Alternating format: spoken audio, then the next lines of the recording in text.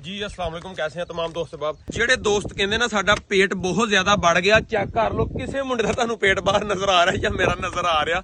ਉਹਦੀ ਵਜ੍ਹਾ ਹੈ ਕਿ ਆਪਣੇ ਆਪ ਨੂੰ ਯਾਰ ਹੈਲਦੀ ਅਗਰ ਤੁਸੀਂ ਰੱਖਣਾ, ਐਕਟਿਵ ਰੱਖਣਾ, ਤੇ ਕੋਈ ਨਾ ਕੋਈ ਐਸੀ ਐਕਟੀਵਿਟੀ ਤੁਹਾਡੇ ਅੰਦਰ ਲਾਜ਼ਮੀ ਹੋਣੀ ਚਾਹੀਦੀ ਜਿਹੜੇ ਤੁਹਾਡੇ ਵਜੂਦ ਨੂੰ ਸਿਰ ਤੋਂ ਲਾਗੇ ਪੈਰਾਂ ਤੱਕ ਪਸੀਨਾ ਆਵੇ। ਜ਼ਰੂਰੀ ਨਹੀਂ ਕਿ ਖਾਣਾ ਖਾ ਲਿਆ, ਬਹਿ ਲੇ, ਪੀ ਆਪਣਾ ਲੇਟ ਗਏ ਤੇ ਆਪਣਾ ਰੈਸਟ ਕਰ ਲਈ। ਇਸ ਤਰ੍ਹਾਂ ਤੁਸੀਂ ਹਮੇਸ਼ਾ ਬਲੈਲਰ ਹੀ ਬਣੋਗੇ।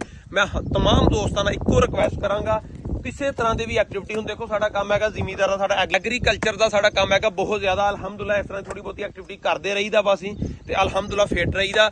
ਜਿਹੜੇ ਦੋਸਤ ਬਾਪ ਕਹਿੰਦੇ ਨਾ ਅਸੀਂ ਕਰੀਏ ਵੀ ਕੁਛ ਨਾ ਤੇ ਰਹੀਏ ਫਿੱਟ, ਮੈਂ ਨਾ ਫਿਰ ਦਵਾਵਾਂ ਤੇ ਨਹੀਂ, ਫਿਰ ਦਵਾਵਾਂ ਤੇ ਰਹਿਣ ਫਿਰ ਸ਼ਾਇਦ ਫਿੱਟ ਹੋ ਜਾਣ, ਫਿਰ ਉਸ ਤਰ੍ਹਾਂ ਕਦੀ ਵੀ ਫਿੱਟ ਨਹੀਂ ਹੋ ਸਕਦੇ। ਅਗਰ ਤੁਸੀਂ ਆਪਣੇ ਆਪ ਨੂੰ ਸਿਹਤਮੰਦ ਰੱਖਣਾ ਵਾ, ਜਿੰਨੇ ਮਰਜ਼ੀ ਵੱਡੇ ਬਿਜ਼ਨਸਮੈਨ ਹੋ, ਜੋ ਮਰਜ਼ੀ ਹੋ, ਲੇਕਿਨ ਆਪਣੇ ਆਪ ਨੂੰ ਥੋੜਾ ਜਿਹਾ ਮਿਹਨਤ ਦੇ ਵਿੱਚ ਲਾਜ਼ਮੀ ਇੰਸਟਾਲ ਕਰੋ। ਕਿਸੇ ਕੋ ਖਾਲਾ ਬੰਨਾ, ਕਈ ਕੁਹਾੜੀ, ਕਿਸੇ ਕਿਸਮ ਦੀ ਵੀ ਵਰਕਿੰਗ ਹੋ ਸਕਦੀ। ਡੇਲੀ 10 ਤੋਂ 15 ਮਿੰਟ ਘੱਟੋ ਘੱਟ, ਹੋਰ ਕੁਝ ਨਹੀਂ, 10-15 ਮਿੰਟ ਹੀ ਲਾਜ਼ਮੀ ਕਰ ਲਿਆ ਕਰੋ ਡੇਲੀ। 2-4 ਘੰਟੇ ਅਗਰ ਨਹੀਂ ਕਰ ਸਕਦੇ ਇਹ ਲਾਜ਼ਮੀ ਕਰੋ। ਤੁਹਾਨੂੰ ਕਿਸੇ ਨਾ ਕਿਸੇ ਡਾਕਟਰ ਦੀ ਨਾ ਕਿਸੇ ਹਕੀਮ ਦੀ ਲੋੜ ਹੀ ਨਹੀਂ ਪੈਣੀ ਅਗਰ ਤੁਸੀਂ ਮੇਰੀ ਇਸ ਗੱਲ ਤੇ ਅਮਲ ਕਰਦੇ ਹੋ।